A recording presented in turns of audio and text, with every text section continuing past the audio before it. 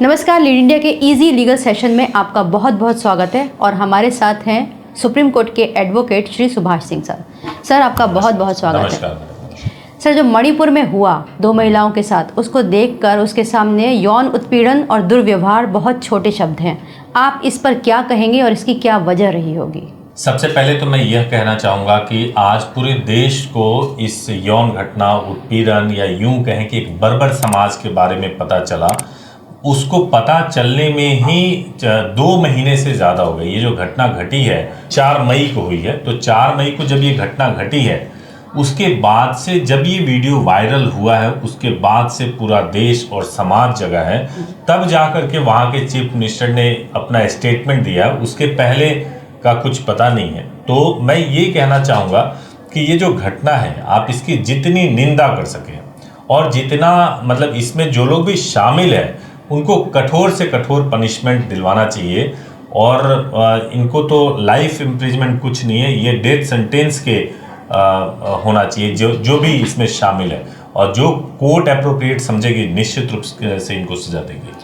Sir, इस घटना में करीबन जो पीड़ित महिलाएं हैं, उनका कहना है कि 800 से लेके 1000 तक हथियारबंद लोगों ने हमला किया उनके गांव पर। उसके बाद ये सब लोग बाकी उन्हें लेकर आए और उनकी एक तरीके से परेड कराई। तो जो लोग बाकी हैं, आई विटनेस भी वहाँ मौजूद थे, उनके लिए आप क्या कहेंगे? वो क्या कर सकते थे इन महिलाओं को बचाने के लिए? मैं पहले ये बताना चाह रहा हूँ कि ये जो समाज में जब पूरा समाज का समाज ही हिंसा पे उतारू हो जाए, मॉब लिंचिंग करने लगे, तो आप उस समय लॉ एंड ऑर्डर को हैंडल करना एक बहुत बड़ा चैलेंज हो जाता है पुलिस के लिए।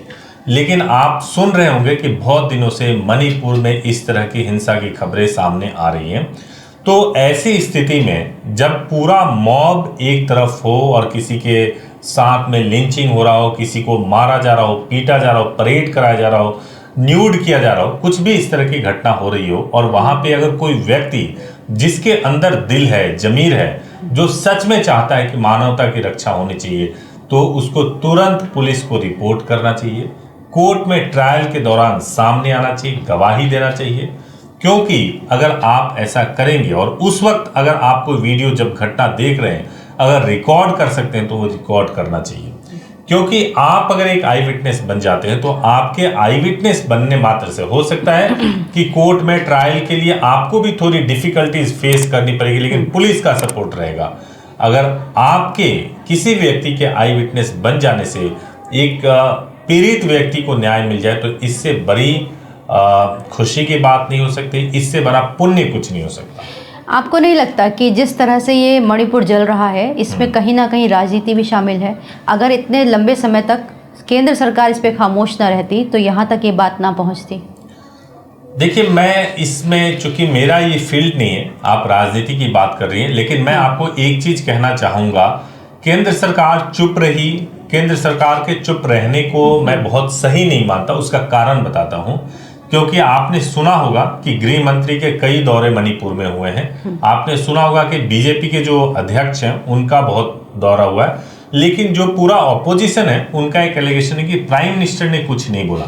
मैं नहीं समझता कि बोलने के लिए कैमरे पे आने की जरूरत है। आप कैमरे पे ही कुछ बोलेंगे या सामने आके पब्लिक में ही कुछ बोलेंगे तभी जाकर के सिंसियरिटी का पता चलता है, ऐसा मैं नहीं समझता। मैं ये समझता हूँ कि अगर होम मिनिस्टर जा रहे हैं तो बिना प्राइम मिनिस्टर के कम्युनिकेशन के ऐसा नहीं हो रहा होगा। जरूर बात होगी, सरकार काम कर रही होगी। ज्यादा जो दुख वाली बात है, मैं पक्ष विपक्ष की तरफ से नहीं बोल रहा हूं, कि जो वहां के चीफ मिनिस्टर हैं वो किसी भी दल के हों, लेकिन इतना लंबा समय बीत गया जब इतनी बड़ी मॉब किसी महिला के लिए उसको निर्वस्त्र करके अगर उसकी परेड करा रही थी, उसकी लिंचिंग करा रही थी, पता क्यों ये खबर वहां के मुख्यमंत्री को तब पता चलता है जब वीडियो वायरल होता है। 2 महीने तक क्यों नहीं पता चला उनको? आखिर वो कहाँ थे? उनका इंटेलिजेंस कहाँ था? उनकी पुलिस कहाँ थी? क्यों नहीं बताया? ये अरेस्ट जो आज हुए हैं वो उस वक्त क्यों नहीं हुए जब ये घटना घटी थी? चलिए, हम कानून पर ही रहकर बात करते हैं। इस घटना के पीछे कहीं ना कहीं आरक्षण ही मौजूद है। मैतेई समाज आरक्षण की मांग कर रहा है, वो एसटी में जाना चाहता है, शेड्यूल्ड ट्राइब पे। तो आखिर शेड्यूल्ड ट्राइब को क्या राइट्स मिले हुए हैं और ऐसा क्यों है कि इतने समय बाद भी आरक्षण खत्म होने का नाम नहीं ले रहा? देखिए, जो मणिपुर का जो पूरा डेमोग्राफी, जो मणिपुर की स्थिति है, उसमें दो जातियों के बीच की ये लड़ाई हम बोल सकते हैं मोटे तौर से। जो कुकी समाज है, जिनकी जनसंख्या कम है लेकिन वो शेड्यूल ट्राइब में है, और वो उनके पास में जो है बहुत ज़्यादा लैंड मणिपुर का उनके पास में है, क्योंकि शेड्यूल ट्राइब को ये राइट है कि वो कोई भी लैंड खरीद सकते हैं, बेच सकते हैं।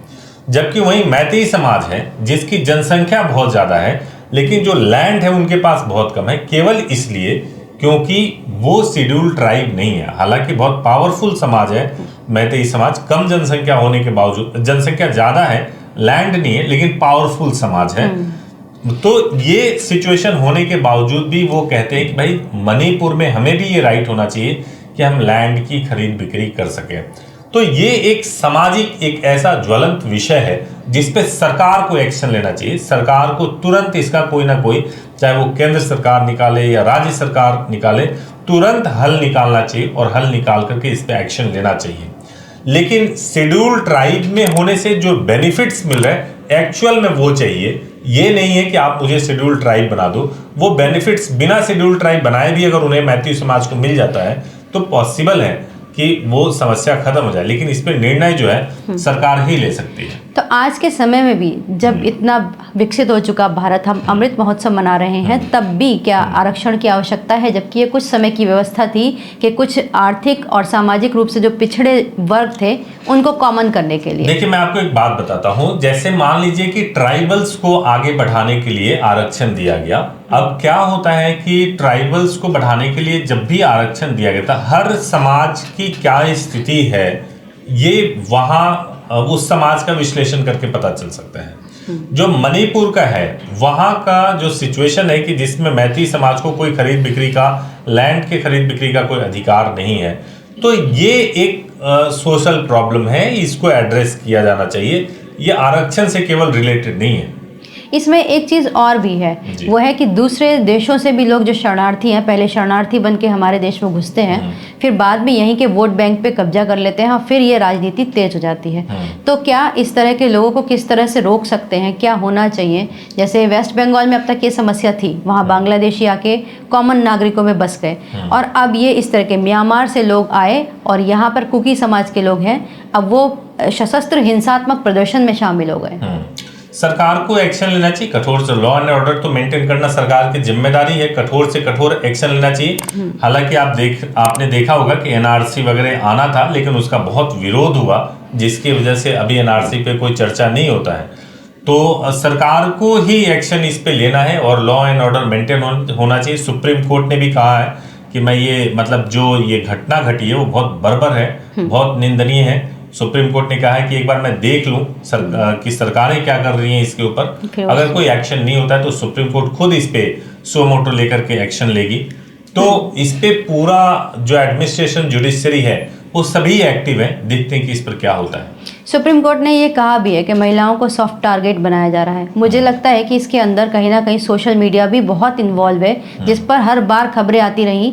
ये जो घटना थी ये भी ट्रिगर हुई एक फेक न्यूज़ से, ऐसा कहा जा रहा है कि उसमें कहा गया कि मैतेई समाज के साथ ऐसा हुआ, इसीलिए ये सब हुआ। तो आप लोगों को क्या संदेश देंगे कि इस तरह की खबरों को किस तरह से देखें, फेक न्यूज़ को कैसे एक्सेप्ट करें, कैसे उसको रिड्यूस करें?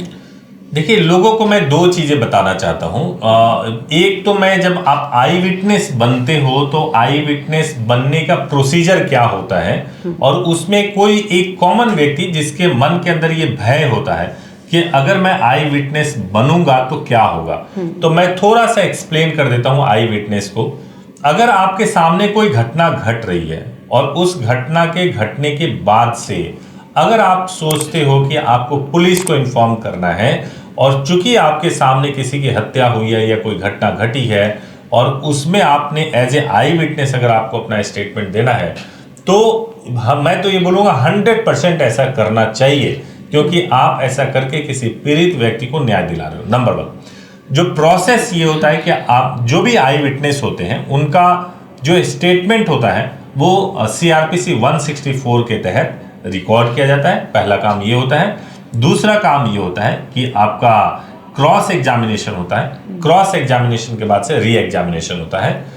तो ये प्रोसेस होता है, इस प्रोसेस यानी 3 टायर में ये पूरा आई विटनेस को जो है टेस्ट किया जाता है। तो ये प्रोसेस होता है, इसमें थोड़ा आपको डिफिकल्टी जरूर हो सकता है कि कोर्ट आना जाना पड़ेगा, पुलिस आपसे सवाल करेगी, आप किसी को न्याय दिलाने के लिए आप खुद अपना समय लगा रहे हैं, ये सब चीजें हैं। लेकिन एंड में ये भी है कि एक व्यक्ति जो मर चुका है, जिसकी जघन्य हत्या हो गई या कुछ अपराध हो गया उसके साथ, आपने उसको न्याय दिला दिया, उसके परिवार को न्याय दिला दिया, ये बहुत बड़े पुण्य का भी काम है।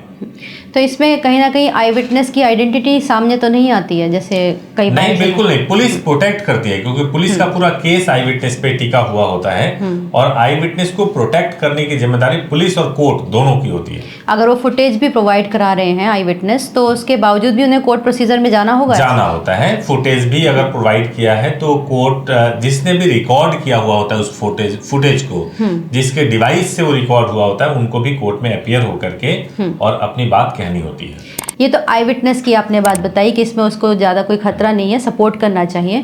लेकिन मैं ये जानना चाहूँगी कि आज जो भारत में इस वक्त कानून है रेप के लिए, मॉब लिंचिंग के लिए, क्या वो सफिशिएंट है इस तरह की घटनाओं को रोकने के लिए, या कौन से कानून है वो हमें जानना है? आप जानती होंगी, मैं रेप की बात करूं कि निर्भया कांड हुआ था। निर्भया कांड में जो है आपने देखा होगा कि जो रेपिस्ट थे, जो आरोपी थे, जिनके दोष सिद्धि जब हुआ, तो चूंकि निर्भया की बाद में मृत्यु भी हो गई थी, तो इनको डेथ सेंटेंस मिला था। तो ऐसा नहीं है, कानून जो है रेप के मामले में अप टू डेथ सेंटेंस तक भी हो सकता है, depending on the situation and जो क्राइम का नेचर है, कितना क्रूएल, कितना जघन्य तरीके से क्राइम किया गया है, उसके ऊपर भी डिपेंड करता है।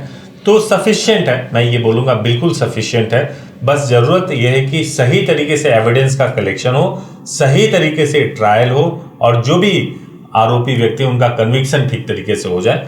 ये बहुत इंपॉर्टेंट पार्ट होता है। इसमें जुडिशरी को, एडवोकेट्स को, पुलिस को, सबको बहुत इंपॉर्टेंट रोल प्ले करना होता है। इसमें मॉब लिंचिंग का जो कानून है, इस तरह की घटनाएं होती ही रहती हैं, तो वो क्या कानून है, वो क्या कहता है? अगर कोई मॉब लिंचिंग में शामिल होता है तो उसके खिलाफ क्या एक्शन हो सकता है? देखिए, मॉब लिंचिंग का मतलब हुआ कि आपने मॉब लिंचिंग किया और किसी की हत्या हो गई, तो हत्या के लिए जो सेक्शन है आईपीसी में वो 302 है, वो यूज किया जाता है। 300 को किया जाता है।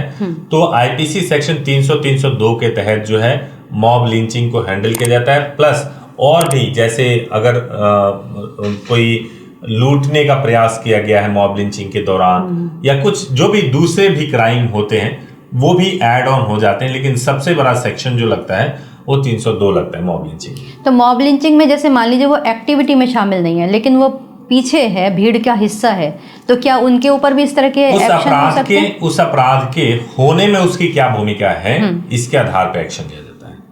तो इसका मतलब अगर कोई इस तरह की घटना के सामने मौजूद है तो वो डरे नहीं, अगर वो आई विटनेस है तो उसे पुलिस के सामने प्रेजेंट होना चाहिए। बिल्कुल प्रेजेंट होना चाहिए, और 100% लॉ का साथ देना चाहिए। अगर लॉ ही खत्म हो जाएगा तो समझिए कि हम एक बर्बर सोसाइटी में आ जाएंगे, जहां पर जिसके पास बल होगा वो आएगा, औरतों को घर से बाहर खींचेगा, लिंचिंग करेगा, न्यूड परेड कराएगा। आप ऐसे समाज में रहना पसंद नहीं करेंगे। इसलिए जो भी ऐसे अपराधी हैं, उनके हौसले टूटने चाहिए और उनको सलाखों के पीछे भेजा जाना चाहिए। इसमें समाज की भूमिका, आपकी भूमिका बहुत इंपॉर्टेंट होती है। बिल्कुल सही बात है। आपने इस विषय पर इतना खुलकर बात की सर, बहुत बहुत धन्यवाद। Thank you so much. Thank you so much.